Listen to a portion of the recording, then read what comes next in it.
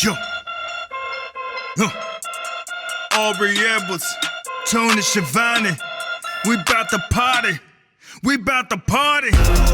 Unrestricted. Got the house now. We gon' turn it up. Welcome to AEW Unrestricted, the official podcast of All Elite Wrestling. I'm Will Washington. And I'm Aubrey Edwards. Oh, was I supposed to say that? Were you throwing that to me? Yeah, that's I don't know. what we do. We just recorded Dynamite. I'm very tired. Yes. You had leg day today, so you're also very tired for other reasons. Yes. Yeah, but it's pay-per-view week. It's All Out week. This is wild. Will, how can people watch the pay-per-view? They can watch it all the normal ways. It's on traditional pay-per-view. It's on Bleacher Report. It's on Fight TV internationally. However you choose to watch All Out, you've got to watch All Out. And we just actually got back from All In. This is a crazy week. This is one of the craziest weeks possibly in the history of All Elite Wrestling. Dude, we have back-to-back pay-per-views now. Like, how crazy is it that 5 years ago this company didn't exist? Right. And now we're doing back-to-back pay-per-views internationally where we're breaking all these kinds of records. And on top of that, it's not only as employees am I excited, but like as fans, we're excited. Absolutely. Like now going forward, August was already a great time to be a wrestling fan. And I'm just like, yo, this is awesome. Let's do it. Yeah. And all of a sudden we're just like moving into September and there's Hooray. so much to talk about.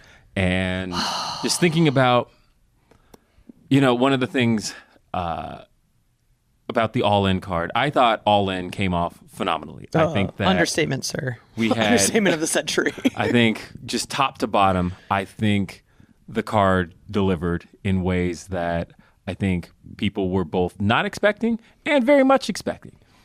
One of the matches people kept saying they wanted to see was Orange Cassidy and Jon Moxley. Yes. And to see that where we're going to see it, at All Out, in Chicago, the United Center. Yes.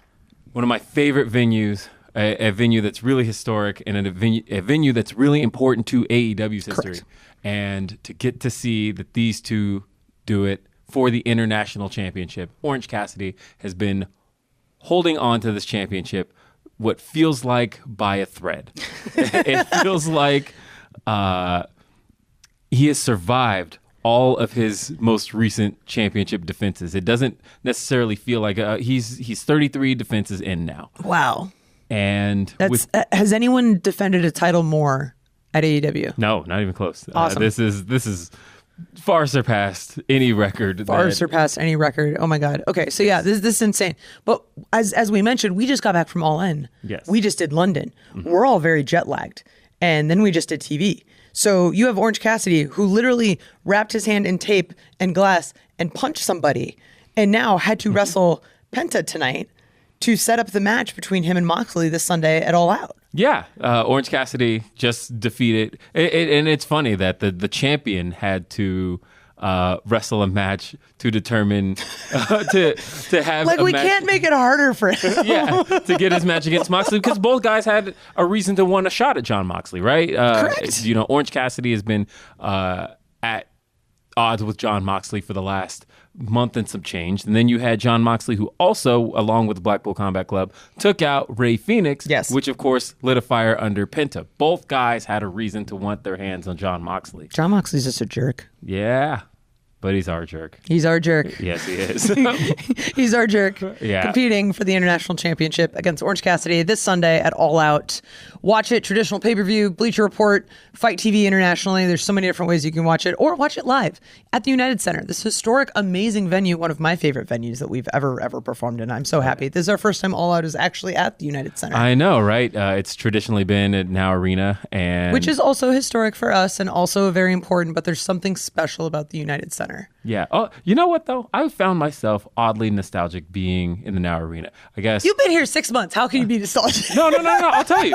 So just peeling back the curtain a little bit. Sure. We are currently sitting in Now Arena. Yes. And I believe, like, if you can see it visually, it's like on our chairs. I think this was, literally, like, boom, for the video people. There you go. Special edition. I think this was actually, like, the room we're in right now is the women's locker room, the very, very first one. Oh. Yeah.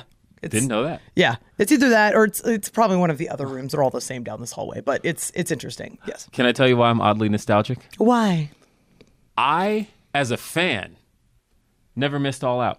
I was at every single one of them Really? in this building. I was actually, I kid you not, My ticket for All Out, I don't know how I did this. I must have refreshed at just the right time. My ticket for the original All Out was row 1, section A, seat A. Oh.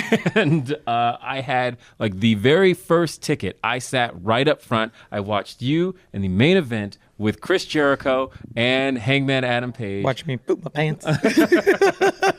Just terrified. I was right there. I watched it happen. I watched the first AEW Championship match crowned. And so, yeah, it's just been interesting being back in this building. But for me, it's always been as a fan. And today I am here as an employee of AEW. And so, yeah, I have just felt oddly nostalgic. I'll allow it. Yeah. I'll So that's it. That's the reason why walking around this building, I did feel I felt a certain way That's about fair. it. That's fair. It's like you can feel the history with everything. And it's interesting being a part of AEW for this long now and seeing us do multiple iterations of these pay-per-views, whether they were beginning or the pandemic era or back to traveling. Like, regardless, there's so much going on now and there's so much history to AEW. And even with each passing pay-per-view, it just becomes a little bit more exciting. I don't know. Yes. I might be speaking just for myself here, but I have a feeling that as someone who's also, a proud wrestling fan, I am really, really excited about pay-per-view season just because it's like, it's going to be good. And AEW puts on good pay-per-views. Oh, absolutely. Like, we literally just did it. And We just did it. And we get to do it again. And so that's... I'm so tired. But that's one place where it just felt really cool. Yes. But knowing that it's now moved to the house that Jordan built, the United Center, one of the most famous venues in the world, and knowing that this is where we're going to see All Out for the first time outside of Now Arena, inside the United Center. And it's very cool. Like I said, Jon Moxley versus Orange Cassidy. It feels like this is the first time these two have ever gone one-on-one. This has felt like when you think about two guys who have been in AEW since day one. Yep. And two guys whose names are really synonymous with AEW. You look at the cover of Fight Forever, right? And you see those two faces on it because those are two of the most important names to the history of AEW. And for them to finally be going one-on-one, there's no bigger place for that to me than All Out. So I want to take that and segue into the next match we're going to talk about, because you say that Mox and Orange have been here since day one. And then we look at something like the TBS Championship, where we have Kris Statlander versus Ruby Soho, two people who were not here on day one. Kris was here very early. It was a couple of weeks, so technically, Yeah. But Kris is one of those AEW originals. Yes. Facing an outcast. And I think this is a really good match just for me to see what both of them have done. Ruby has done so much in wrestling prior to coming to AEW, but then also has had these amazing runs being in the Owen Hart tournament twice. Kris Statlander coming back from 2 knee injuries and somehow seeming stronger than she ever has been. She's squatting Renee Paquette in promos, like talking about cock in a bathtub because she's just the most badass person ever. And I'm so excited to see this match in particular because both these women have meant for the women's division and how this TBS title has become so valuable to us. Like, Jade had such a wonderful run. Yeah. And I think Statlander coming back at Double or Nothing was just this awesome feel-good moment. Like, it was one of those, like, everyone was just so warm and fuzzy seeing her come back from a second knee injury. And seeing these two, like, this is the match I'm legitimately most excited about this weekend. I interviewed Ruby back in March, and one of the things that she talked about was in May of 2022, she had a match against Kris Statlander. It was in Las Vegas. It was the Friday before. I remember this. Before Double or Nothing that year. And that was in the Owen Hart tournament. And one of the things that Ruby talked about that kind of lit a fire under her was that it was almost the villain origin story that match was of what led to what we now know Ruby Soho to be today. It led to the outcast Ruby Soho because the fans were not kind to Ruby that night. No. You talked about Kris Statlander being an AEW original. Kris Statlander, of course, the one thing we know about AEW fans is that they are loyal to those AEW originals. Yes. And when Ruby Soho, she defeated Kris Statlander that night, but the fans... To loud boos. The loud boos. The fans were not happy about it. The fans did not want to see Ruby win that night. She won that night. But that night, she talked about it as a night that made her realize who the fans were to her and who they're loyal to. And she talked about when she joined the Outcasts back in March. She noted that you, the fans, you did this. You did this to her. You created this monster. You created this monster. You created this monster. But think about who this monster is now today. And at that time, the fans created that monster, and she still beat Kris Statlander in the Owen Hart tournament. She also, this monster, has not yet won a championship. She is not. At a major professional wrestling company. And I feel like Ruby has that chip on her shoulder. Exactly. She could have won the belt in the Owen Hart tournament twice, missed the opportunity. Mm-hmm. She got to the finals of the TBS tournament against Jade, didn't win it. So there's all of these moments. She's the first main event of Grand Slam. Grand Slam, yeah. Yes, her and Britt for the championship, and she didn't get it there. So there's been all these moments where it's been in her grasp, and she's just been so close and hasn't gotten it. And one of these days, she's going to grab the title. And I feel like this could be the one, just thinking about the fact that she's been so close, but she's also beaten Kris before. Yes. And she beat her without the fans on her side. She beat it with vitriolic fans. And now thinking about being in front of this all-out crowd, which, I mean, she kind of made her name in the area. She could have some of those fans on her side. True. She is from this area. Yeah. I can't help but wonder how the fans are going to play a factor here and what that's going to mean for Kris Statlander. But, of course, I'm talking all of this and kind of counting Kris Statlander out. This is somebody who is still out to prove something in her comeback. Mm-hmm. She's been back all of since Double or Nothing. Mm-hmm. And, as you mentioned, huge moment for her. I think she also has something to prove. She's got a loss to avenge when it comes to Ruby Soho.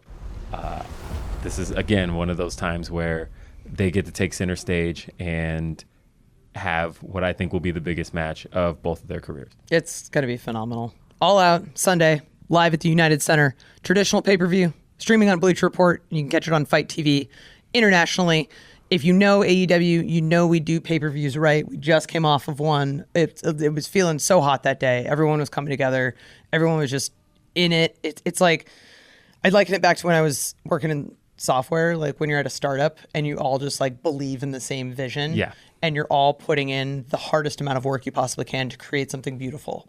Like that's what we did at All In, and we're currently riding that wave. Absolutely. And going into it this weekend is gonna be totally awesome. So speaking of All In, because I think we keep bouncing back and forth, but obviously with two pay-per-views back-to-back weekends, it's hard not to.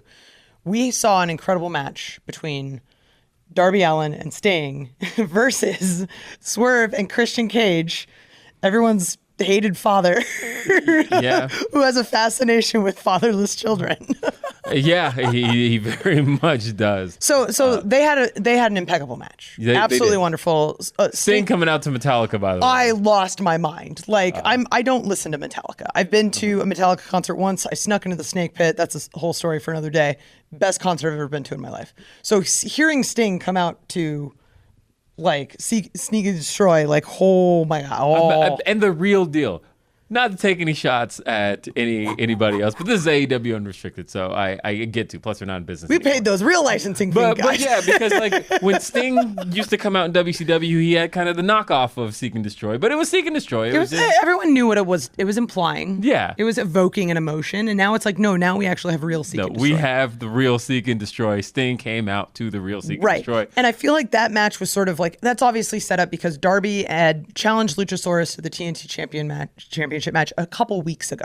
Mm-hmm. And this is just kind of like, I don't know, teasing the palate a little bit more for this, because you have Luchasaurus, who is legitimately the TNT champion, not this Christian guy he's the crowner of the TNT champion. He's the final, whatever you want to call yourself. He walks around with the belt. Look, but we all know he didn't earn it. Oh, you know what I love about this? I love that. What? It's so great because ultimately, Luchasaurus is a force to be reckoned with, right? Yes. Christian Cage he calls himself the TNT champion. And he walks around as the TNT champion. He will defend. I take that back. He will defend the honor of the he will fight every opportunity he gets. We've seen Christian Cage have multiple matches until it's time to defend the title. And then it's like, oh, reminder, the actual champion is this monster Luchasaurus that you've got to get past. Darby Allin, of course, won a shot at the TNT Championship. He won the Royal Rampage that gave him the opportunity to face the TNT champion at All Out. He is facing Luchasaurus. This is a tough battle for Darby Allin coming off of an intense coffin match. This man literally coffin dropped onto a coffin. Like a legit coffin. Like those things are heavy and hard and oh my God. Yes. Like Darby did more stuff where I'm just like, how is he not dead yet? Which is something I feel like I say every time I watch a Darby Allin match. But this one in particular, like doing all of that and then traveling back to the States internationally, like that's hard on your body. Yes. So Darby now has that going against him. Luchasaurus, giant, scary, like just a force to be reckoned with. Plus, you have Christian. You know he's going to be on the outside. You know he's going to be doing sneaky stuff, cheating. Yeah, and I'm just really thinking about how much the odds are stacked against Darby Allin. I can't even...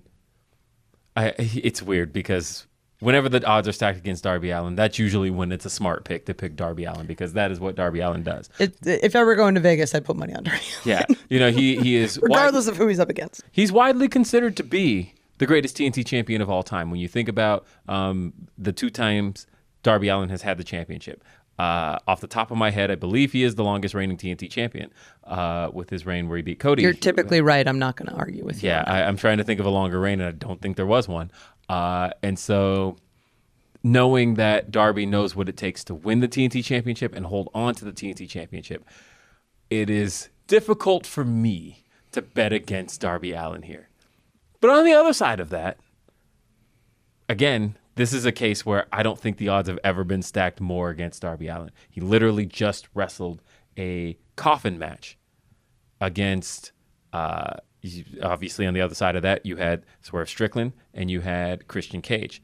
And now those two, or at least Swerve's not a factor anymore, but now you have to keep in mind that he's only 1 week removed from that. Luchasaurus is fresh, and Luchasaurus has been running through opponents left and right. And so thinking about how much Darby has to fight up against, I don't know that this is his time just yet. It could go either way, honestly. It really could. Either way, we know it's going to be a good match. It's going to be a great match. Again, I just think about some of the first-time opportunities here in AEW and how many matches we haven't gotten to see yet from day one, guys. Yes. And knowing that here we are, Darby Allin versus Luchasaurus, 2 AEW originals, All Out. This week is really about celebrating the history of AEW. It really is. And knowing that we've got these two here. This is a great one. Yes, this is a great one. And you can celebrate with us. Watch live Sunday, United Center in Chicago. Watch traditional pay-per-view. Watch it on Bleacher Report. Internationally on Fight TV. This is just going to be an incredible pay-per-view. I don't know how we do it, but we top it every year. And you know that. You know that because AEW just puts on great, phenomenal shows because we have great, phenomenal wrestlers. And we have so much more of this card coming up, talking about it on AEW Unrestricted. Those of you who have been following me a bit longer than my time on Unrestricted might recall that I had quite a bit of a weight loss journey last year using the Fitbod app. I lost 30 pounds last year.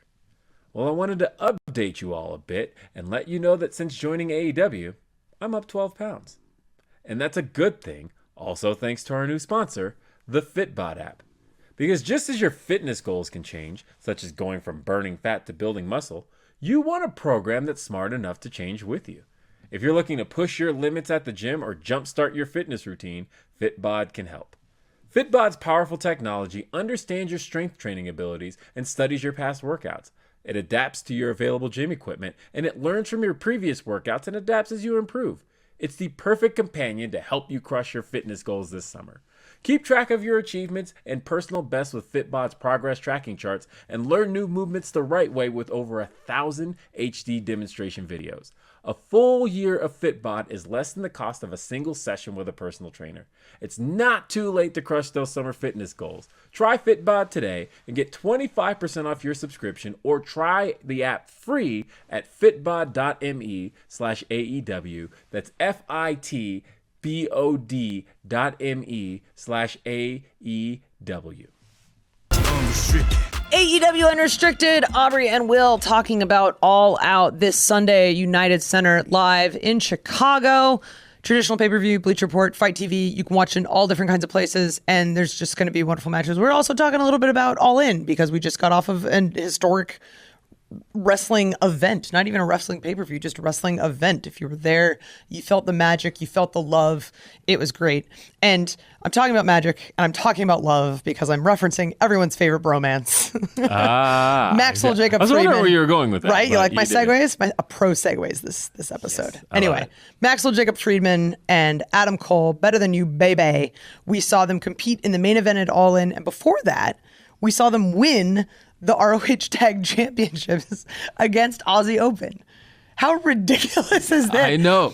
Who would have guessed that by the end of the All In main event, we would see the ROH Tag Team Champions competing against each other? It wasn't even on my 2023 wrestling bingo card, No, honestly.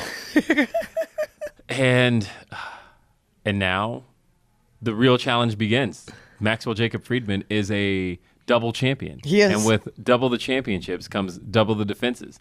And so he not only has to worry about the target on his back that he's already had for the last, how long has he had it? It's been 9 months now. Oh, my. But almost 10 months. 10 months now. Right. It's been 10 months that he's had the AEW World Championship, and he's had that target on his back this entire time. Now he has another target with the with the Ring of Honor World Tag Team Championship. And they're, of course, defending those against the winner of the Battle Royal on Rampage. Correct. This Friday. This is interesting because, of course, Adam Cole has a lot of distractions in his life as of late. He does. We saw his former partners in both the Kingdom and Roderick Strong. They made their presence felt at the end of All In. We saw, again, they had a lot of words for Adam Cole on Dynamite this week. A lot of things to say on Dynamite. A lot of things to say. And, I have known Mike Bennett a really, really, really long time. We had him here on the show. And we've alluded to the fact that we've been friends a long time. Known that man 10 years. Mm-hmm. And I can tell you that I felt everything he had to say there to Adam Cole. And especially knowing to the Kingdom how important those ROH Tag Team Championships have been to them, that's been their quest to get those titles back. And that Adam Cole is, as a former member of the Kingdom, Adam Cole not only a lot of history here. Has those championships, but he's got them with somebody not of the Kingdom. No. Not of a previous era. Not of someone who's actually ever been in Ring of Honor. Yeah. Which is just Which I think he wild even said itself. in the press conference, what kind of world am I in where I'm in Ring of Honor now? Yeah. It's Wild. crazy. I was even looking at the banner on the Ring of Honor Twitter account. Are we saying Twitter, X, whatever It's we're calling Twitter. it now? You're still Twitter. But You're still Twitter. I was looking at the banner on the Ring of Honor Twitter page. Oh, no. And it's still, just looking at the champions, it's all the champions.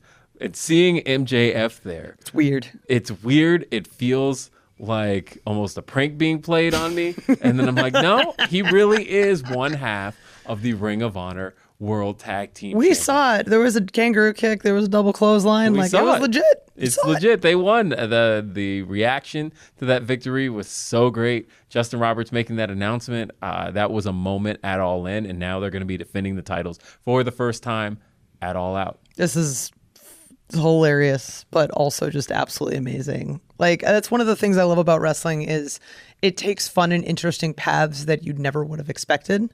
And as you're along for the ride, it's just, I did not see this coming, but I'm so excited about this. Or even something when you're very skeptical from the beginning. Like, I think we were all a little skeptical that this MJF Adam Cole thing was like they were skeptical too when they found out that they were paired together in the tournament. Yeah. And now it's all I want. Like, even though MJF is a scumbag, he's our scumbag. He is our scumbag. But both of them together are just so wonderful. I'm actually very excited to see them defend the titles because they have such good chemistry together. I know that whatever match, whatever opponents they get paired with after this tag team battle royal on Rampage, it's going to be a great match.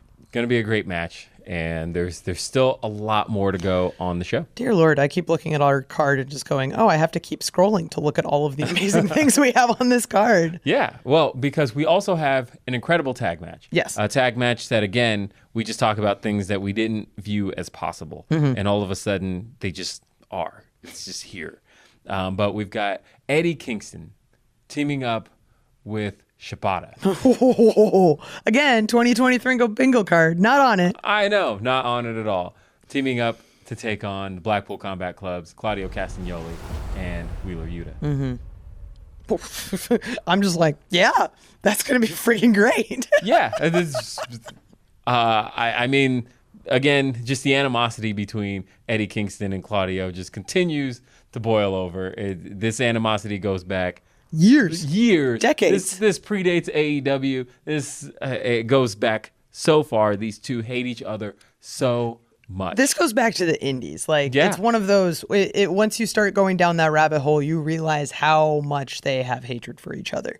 But on top of that, looking at this pairing of these two tag teams is great because we saw Eddie Kingston and Wheeler Yuta have an incredible match on Dynamite. Yes, and we know Yuta. It's been phenomenal seeing Yuta grow at this company, coming in, having just done like a couple big matches on the indies, and then originally under the wing of Best Friends, and now under the wing of Blackpool Combat Club. But he's a killer. He's like just deadly. He's going after blood. It's insane. He's a scary guy. he really is. And the thing is that's a shoot, by the way. Yes. In terms of how much the Blackpool Combat Club has transformed who he is. It's all who you hang out with. Is. Yeah, and has how much they've matured him as a performer, but also brought out a very, very dangerous side in him as a performer. But we also know that Wheeler Yuta is a phenomenal technical wrestler. Yes. So hearing that Shibata has been mixed up in this Yes. is wonderful because I'm excited to see Shibata and Yuta in the ring. Well, yeah. So the thing about Katuyori Shibata is that there was a point where, again, never thought this man was ever going to wrestle again. Seriously. And here he is, the ROH Pure Rules champion. And just thinking that not only is he wrestling again, but he is here. You know, I saw this man have a match with Orange Cassidy last year, and they just tore the house down.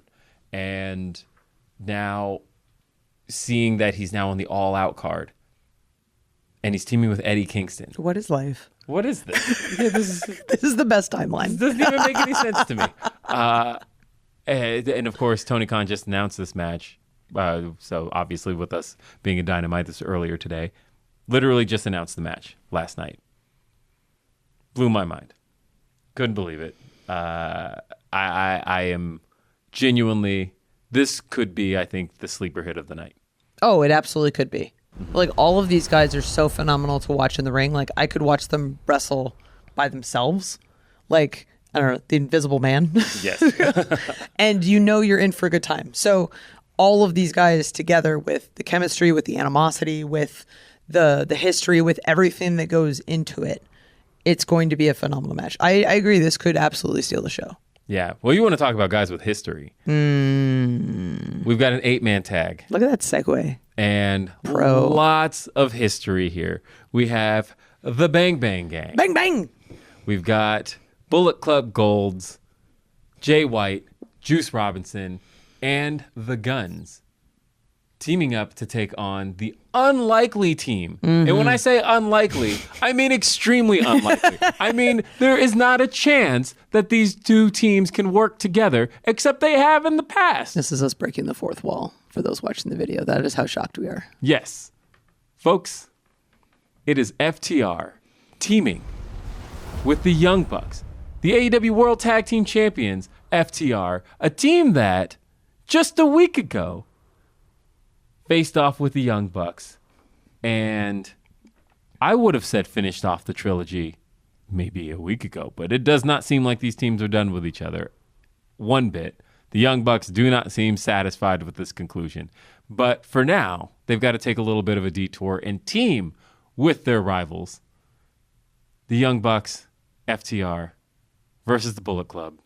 You know, there was one point, Bullet Club Gold specifically. Okay. But there was one point where many, many years ago, we're going back pre-2018-ish, where I just could not envision a Bullet Club that did not have the Young Bucks. Right? Like, how wild was that? It didn't even sound right. Like you thought Bullet Club, you thought the Young Bucks. Synonymous. Yeah, they were synonymous. And yet here we are, 5 years since this team has last been a part of the Bullet Club, other than Forbidden Door last year, 2022. Fair. But with the hints. Beyond that, we always talk about, Bullet Club Gold has mentioned that there is no elite without the Bullet Club. That correct. Literally, the elite was born out of the Bullet Club. It was a subgroup of the Bullet Club. They broke off, did their own thing, but there's always going to be that tie. And so every single time we get to see the Bucks reintroduced and interacting again with the Bullet Club, it always feels like history is being referenced. It always feels like we're taking a step back and getting back to some historic times. It was just kind of a side story now that I'm thinking about it, but we were at the Now Arena Wednesday for Dynamite, and one of the things that they did for us as we're backstage is they're hanging up all these photos from previous shows. So there's some from All Out from last year, from the year before, all this kind of stuff.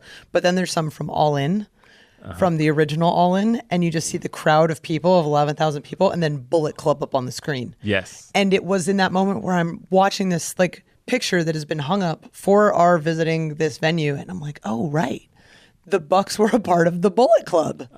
It's just so fascinating that there's so much history in wrestling that I forget these little moments, which is why I'm very happy I get to do a podcast with you. Yeah, and you remind me of all these wonderful things that make wrestling awesome.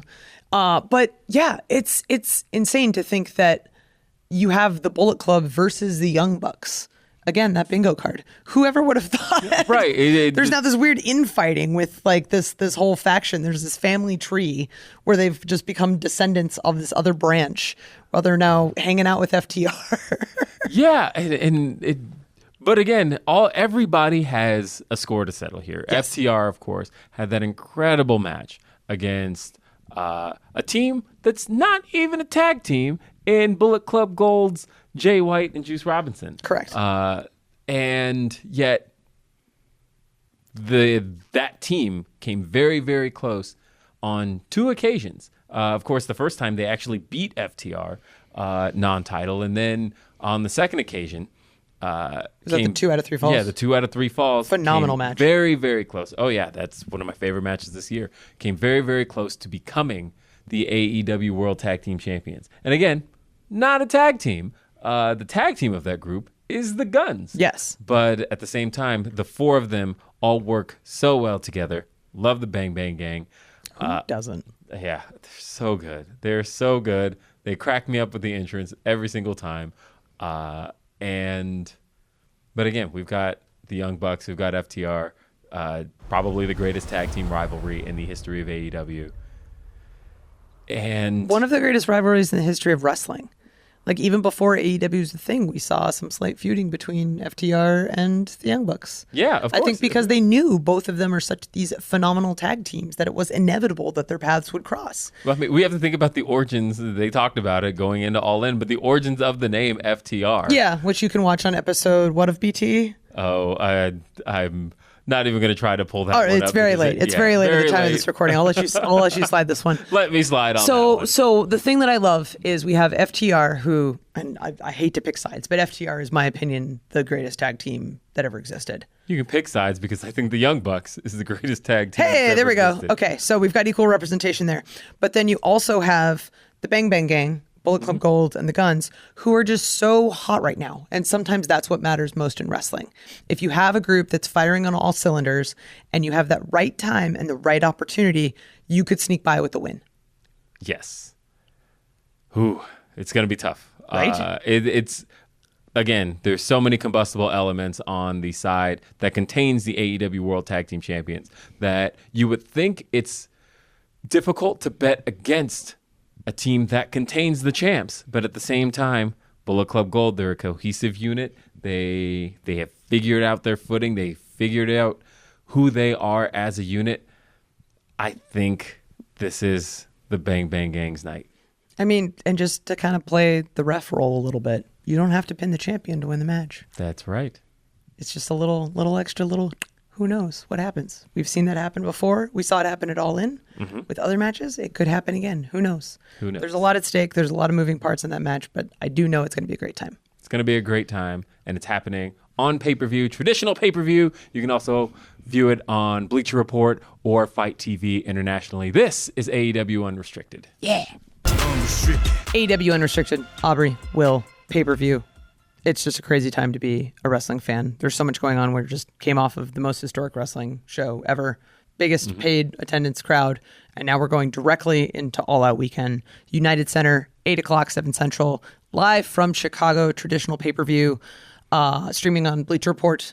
Watching on Fight TV internationally. So I think one of the things before we talk about the rest of the card, because there's still so much to talk about, is we should touch on how this format of this podcast preview episode is a little bit different. We don't have Mr. Tony Khan here with us. No, we don't have Mr. Tony Khan with us What? right now, but we will have him with us live on stage Yes. at StarCast. Yes. The two of us will be joined by Tony Khan. We're going to be talking All Out. We're going to be talking AEW, and we're going to be doing it live, and that's going to be Friday at StarCast, 7:30 p.m. Central Time, because that's where Chicago is. Correct. And so I had to double check. As both of us who are not in Central Time Zone, I was like, wait, where are we? Yes. But yeah, join us. If you're going to be at StarCast, definitely make sure to catch that show. It's going to be a great time. That's going to be your real pay-per-view preview is when Tony starts talking about a podcast. Like if you listen to these podcast episodes, you know he just gets giddy about it. Yes. So I'm excited to see Tony talking about a podcast, talking about the pay-per-view on the podcast in front of fans, been feeling that electricity in the air with all of us being excited for All Out because we're getting so closer and closer and closer. And speaking of excitement, I think during the break you would call this, they're prepared to make a masterpiece. Oh, yeah. We have Kenny and Takeshita. We have mentor and mentee. We have one of the greatest wrestlers of all time, arguably the best wrestler in the world, versus one of the rising stars in professional wrestling, who has recently become kind of a jerk. Mm-hmm. And there's so much here. I'm so excited, even without Don Callis, even without the backstory of everything that has happened recently with Don turning on Kenny and Don Callis trying to create the Don Callis family and recruiting people to this. I think independently, if you look at just as the pure wrestlers, Kenny Omega versus Konosuke Takeshita. Oh, Yeah. that's literally a dream match. It's literally a dream match. And you have to think about the fact that we really haven't seen Kenny in singles action on pay-per-view much in recent years almost, right? You think about the fact that he had the match with Will Ospreay at Forbidden Door 2.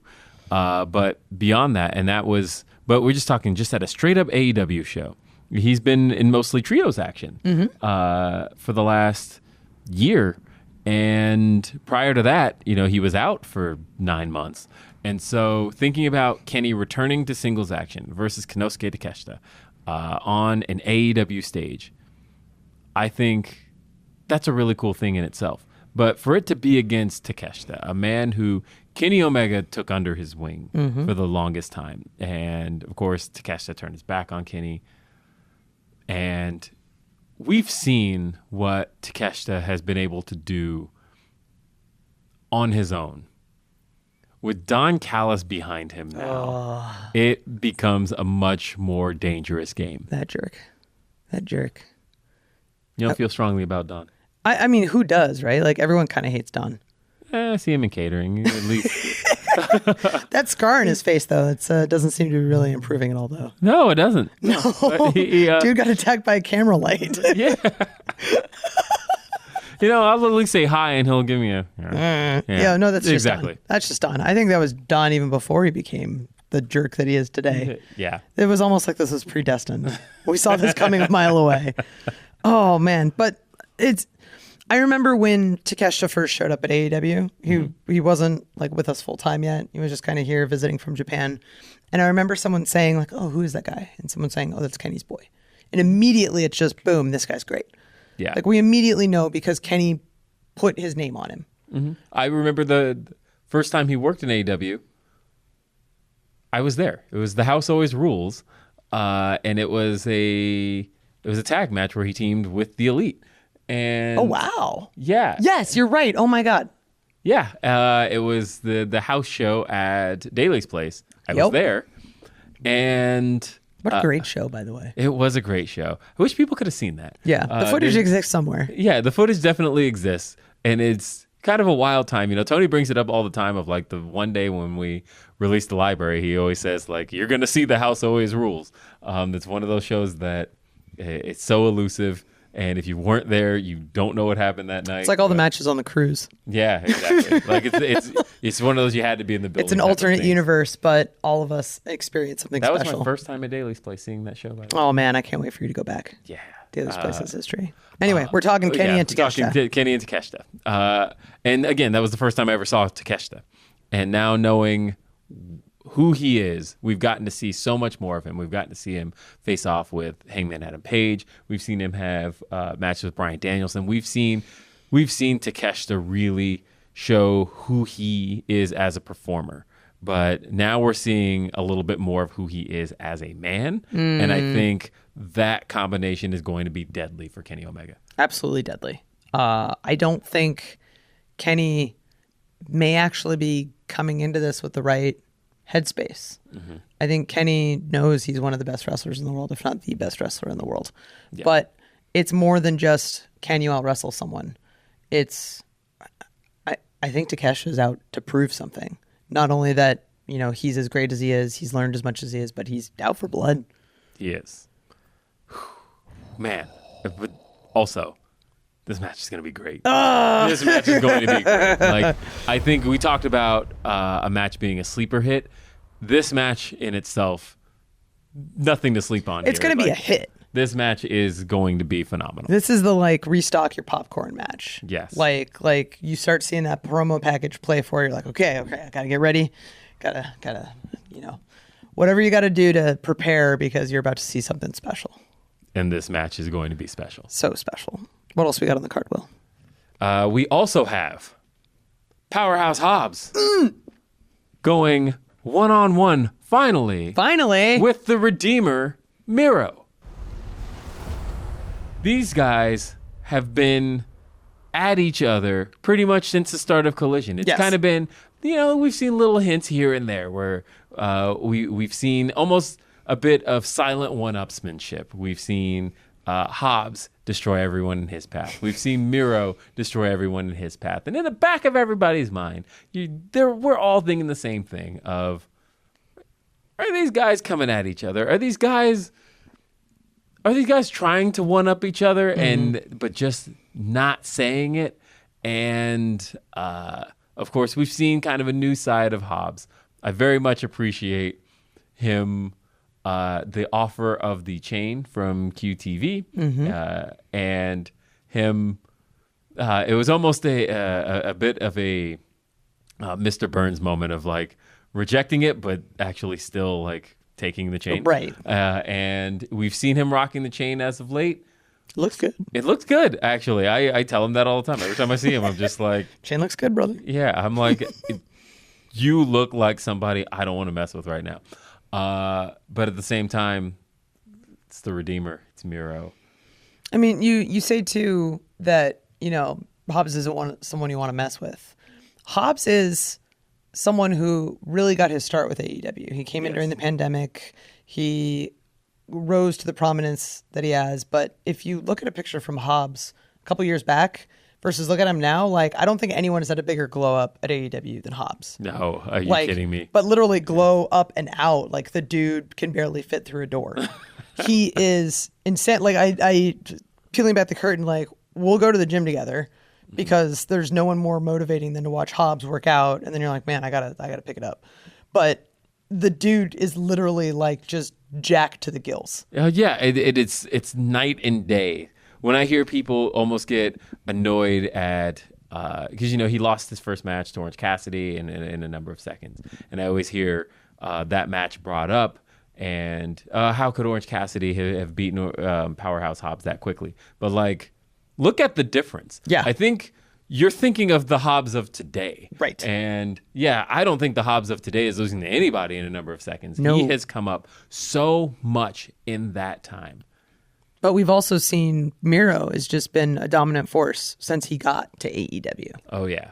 Like, Since day one. Since day one, he's always been a phenomenal wrestler. He's terrifying, but I love his promos. I love his character. I love who he is, and I love what Miro represents, what Hobbs represents. There's different perspectives of AEW. There's different times of AEW, and this has honestly been my favorite thing to watch as Collision has kind of taken place, is to see the growth of these two guys. Yes. Because both of them have gotten a little bit more TV time with the addition of this new TV show, and I'm not complaining. I like both of them a lot. But I know this match is going to be very hard hitting. Anytime we have two bigger guys who are very strong, for lack of a better term, powerhouses. Yes. Like, I'm going to leave with bruises from watching this. Yeah, I really don't know what to expect of these two. I don't. Here's a better way to put this. We've seen Hobbs against a number of guys on the AEW roster. We've seen Miro against a good number of guys on the AEW roster. But I don't think either of them have faced anyone like the other because they're almost so much alike in what they bring to the ring. That's a very good point. And so it's hard to even make a pick. It's hard to even get behind either one of them in this case because, again, they're so much alike. They are.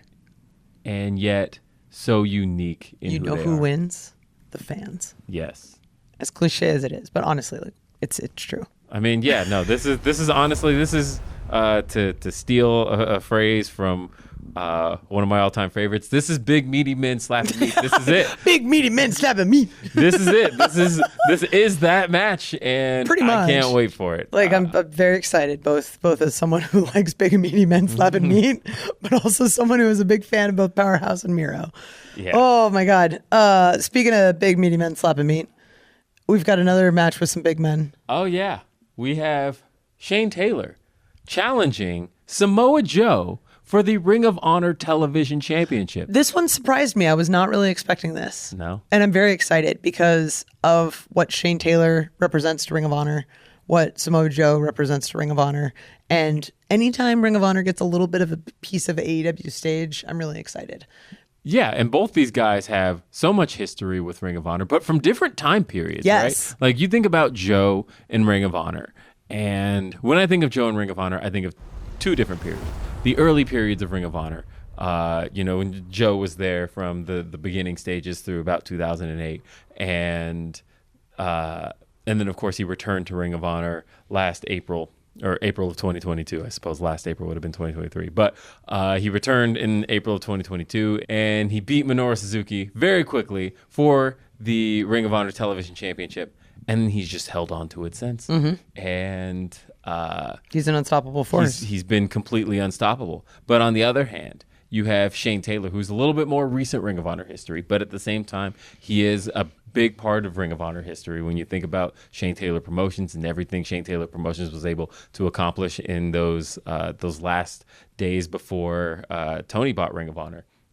And so to see Ring of Honor history converge here between Samoa Joe and Shane Taylor, I think this could also be a surprising match of the night. So one of the things we talked about earlier in reference to like Darby Allin versus Luchasaurus is Darby just caught off of this like incredible match, right? And then he's hurting, all this stuff. Joe is in the same situation. He just had an incredible match at All In. It was hard hitting against Punk, and he's now facing another opponent in a big stage in a pay-per-view match. Is this going to affect Joe at all? Do you see the confidence Joe walks around with? Yes. I don't think so. I mean, I asked this question, but honestly, like, it's a rhetorical question. Like, we all know the answer. Like, no, Joe is a beast. Yeah. Joe is unstoppable. He is a brick wall that you cannot get through. But yeah, I wouldn't count out Shane Taylor, but Joe is on a roll. And I think Joe coming out of the match with Punk and not coming out victorious, you know what that does to Samoa Joe. You know Samoa Joe. it's eating at him. It eats at him. You know that it lights a fire under him. He is not somebody I am willing to count out. And I like Shane Taylor. I'm friends with Shane Taylor. I like him too. I cannot count out Samoa Joe here. I think Shane Taylor has a lot. He's got a big mountain to climb. But I don't think it's impossible. No. But it's Samoa Joe, and it's definitely improbable. Yes. Yes. Samoa Joe's doing some of the best work he's ever done. Yes, he absolutely is. I love Joe to death. Whoa. And So good. so great. But we've got kind of an odd one. So Ricky Starks, we've seen in recent weeks. He, of course, recently had a match with CM Punk, and coming out of that match, he lost due to some interference. Correct. From our, some would say interference, others would say simply enforcing the rules, because we had I a would agree. special guest. I would agree. Yeah, I would say my referee friend here should Slightly definitely biased. agree. Slightly biased, but I don't think it was interference. I think it was simply trying to do your job. Well, yes, that's what an enforcer should do, is enforce the rules. And we saw our guest enforcer, Ricky the Dragon Steamboat, possibly cost Ricky Starks the match. And Ricky Starks responded in an awful way. Terrible. Terrible way. Unforgivable. Unforgivable. And he keeps doing it. Mm-hmm. But Ricky Starks, of course, responded by whipping Ricky the Dragon Steamboat. And he has been lashing out, both figuratively and literally, at opponents since. And now this man has called out and is challenging Ricky the Dragon Steamboat on Collision this week to a match. Not just any match. He's challenging him to a strap match at All Out. It's I don't know what's happened to Ricky. I don't like this version of Ricky. He called Stefan a milk dud, and I'm very upset about it. It's actually really funny, though. Shut up. He also forgot my name, but he called Stefan a milk dud. It made me very, very upset. Giggle a little bit, but very upset. Yes. Dude's just trying to do his job, okay? But I don't like this Ricky's attitude. I don't like that he can just think that he could just walk around here and just challenge Ricky Steamboat. Ricky Steamboat has had a long, illustrious career in wrestling, but I just don't think this is fair.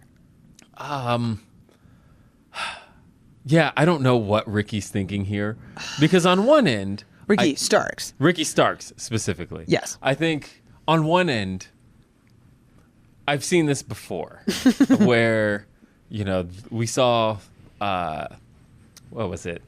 How many years ago would that have been? Is it 2023? 14 years ago, Chris Jericho called out Ricky the Dragon Steamboat, and those two ended up having a killer match on pay-per-view.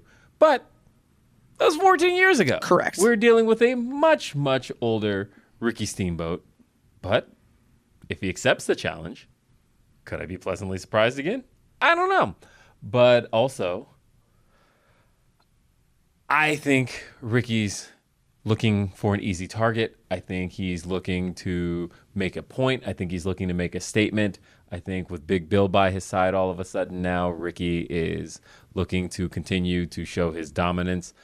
His suspension is up at All Out. So whatever this man does, I think he is going to make a very, very strong and powerful statement. I think it sounds like we need to tune into Collision to find out what happens. Yes. I think you should definitely tune into Collision to find out what happens there. I actually have no idea what's happening, so I'm really excited to see what's going to happen. That's one of the things that I love about this company and about wrestling and about pay-per-view season is there's so many things. We look at this massive card that is just filled with dream matches, filled with incredible stories that are to be told, and we know that there are still surprises in store.